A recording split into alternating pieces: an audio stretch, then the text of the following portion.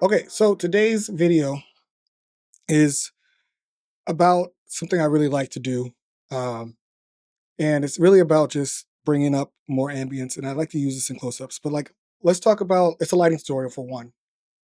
And normally I'm a tube guy and I like to use tubes and panels to get across what I like. I also like the aperture B7Cs. I think those things are dope. Um, they're pretty awesome because I can use them in any pretty much any fixture, and then I also don't have to worry about having electricity as long as it's charged. Which, if we were to lose power, I still have that. Or if I didn't have power in the specific room, I could charge it up in any light fixture and then bring it back. But this isn't a sponsored clip or anything like that. I just like those bulbs because I also get control over them. Even though they're not super bright, they're bright enough to get a lot of like to be really good light. So we're gonna start today talking about what you can do if you're in a tight environment and you need to bring lights in and you don't have tubes and you don't have panels. So here's the story. I was working on a project with a student and they were trying to figure out how to light a subject in a small room. And all they had was a cob light and this huge uh, softbox, which softboxes they stick out, they're big, they're intrusive. Could we have gotten a shot? Probably. Will we have been comfortable? Probably not. Um, and so, with that being said, I also wanted to talk about the potential of turning around and all that type of stuff too. But, like, what I'm doing today is I'm talking about my favorite lighting setup, which is called a book light. And so, right now, we're going to look at the scene. Right now, we're in this room. This room is small. You can see where the camera's set up. Um, that it's actually a pretty small room. We have one single light, and to be honest with you, I don't think it's enough light. Some people will like it like that. I'm not a big fan of that, so um, I'm more of a fan of being able to see my character a little bit more, unless you like Game of Thrones. No pun intended. But so basically, what a book light is it's a light that shines into a reflector that shines through a diffusion. So what I'm gonna do is I'm gonna go in here and I'm gonna find a cob light.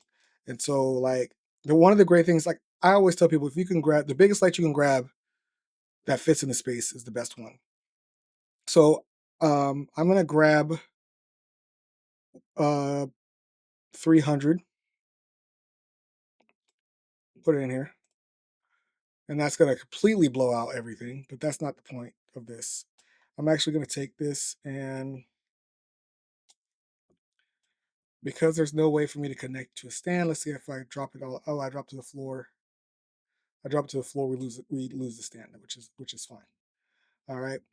And this light happens to be bicolored, so I can switch this light over here, right? And so generally, let's see. Let's get this to about 3,200. All right, cool. So generally, a lot of people would be okay with this, right? This is perfectly fine to me too. Um, but I would probably bring it down to kind of bring some more um, to have some more contrast in it. If you look at the image, it's not. Oh wait, new snap. Sorry, it's not bad, right? Let's render it real quick. Sorry. So if you're looking at this image, it's actually not bad. Um, I would look at the context and ask the question, like, what are we looking at? Is this person going through something right now? Are they powerful or they're not powerful? Right now, we're on a neutral plane. I personally would go if it's a bad situation that they don't want to be in. I'd go up a little bit on the camera, but this isn't about the camera. It's about the actual book lighting setup. So some people would be perfectly fine with this. I would be perfectly fine with this shot. With this, the way that this light is set up, I would be perfectly fine with it. The other option, which is the book light, right? Because you could actually use since this is white walls, you can use this as your bounce. I would probably move it a little bit closer to the wall, and then bring in a diffusion diffusion panel right here. Um, some of the issues. Let's take this off right here because it's not going to be useful that way. And so So some people would be perfectly fine with this too. I would obviously have to bring up the light a little bit more. But one of the issues with this is that now my actual light, if we look at it, my actual light is not really being diffused this way. It's bouncing all over the place. Again, not a problem. If I snapshot this and then go view it, let's render it, this one. Let's let's render this shot, right?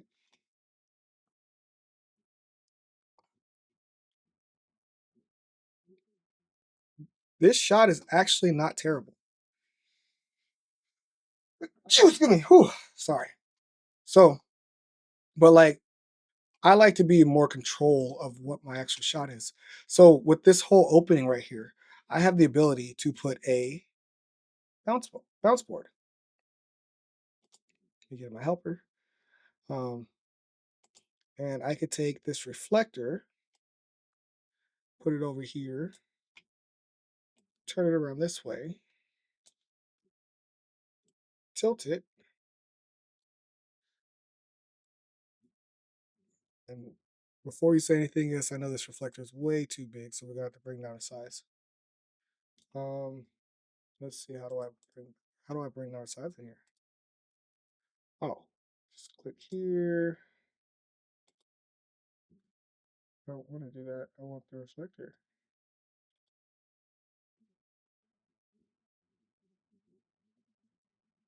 I'll just bring a smaller one in then. There we go. So bring that one there. It's in the corner.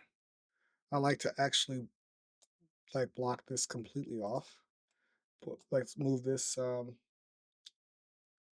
Let's move this panel to where it's touching that panel. Okay, cool. And then go straight up. Oops, nope. Sorry, grab the wrong thing. Sometimes you end up grabbing the wrong stuff. And let's bring this light. Let's, you know what? How do I make this work? I'm gonna lock my equipment. So let's go in the panel. I'm gonna lock this panel, lock that panel, and now I'm gonna click on this, and now I can move it. And basically what I want to do is I really want to shine straight up into that diffusion panel, or into, sorry, I want to shine straight up into that reflector.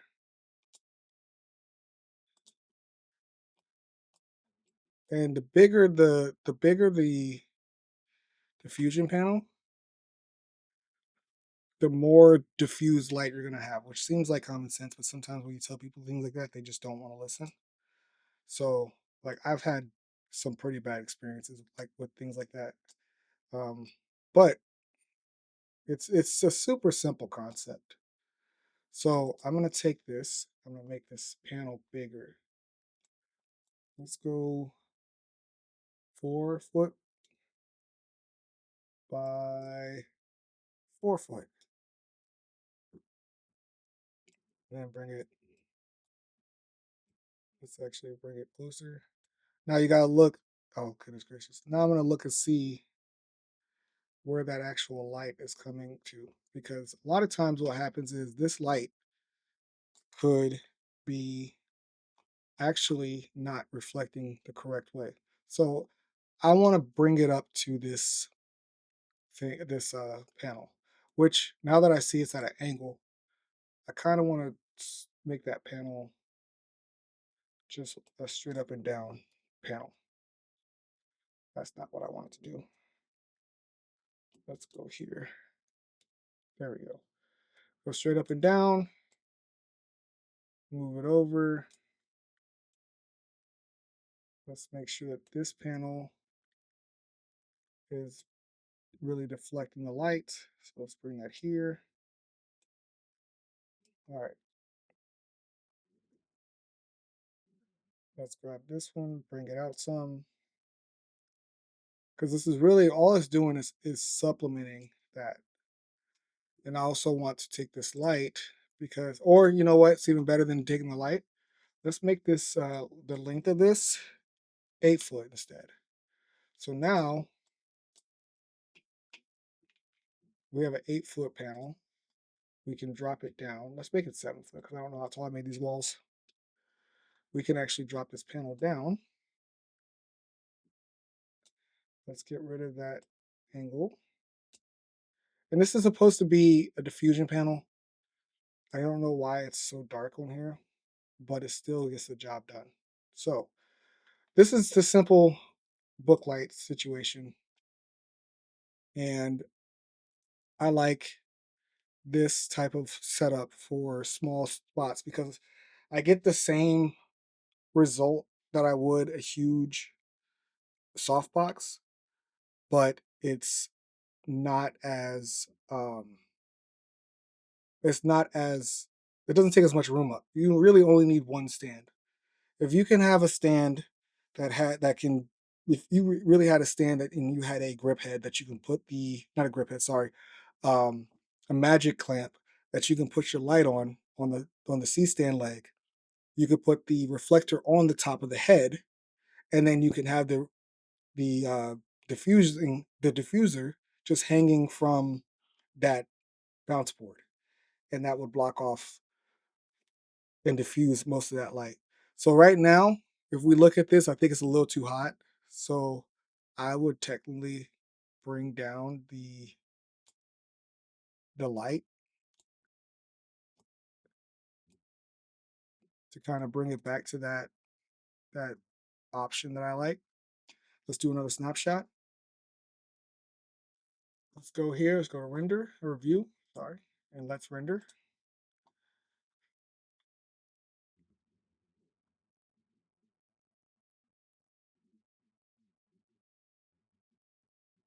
And then I also want to get one last thing before we go back to that. Let's go here. Oops, that's the wrong thing. All right, let's go.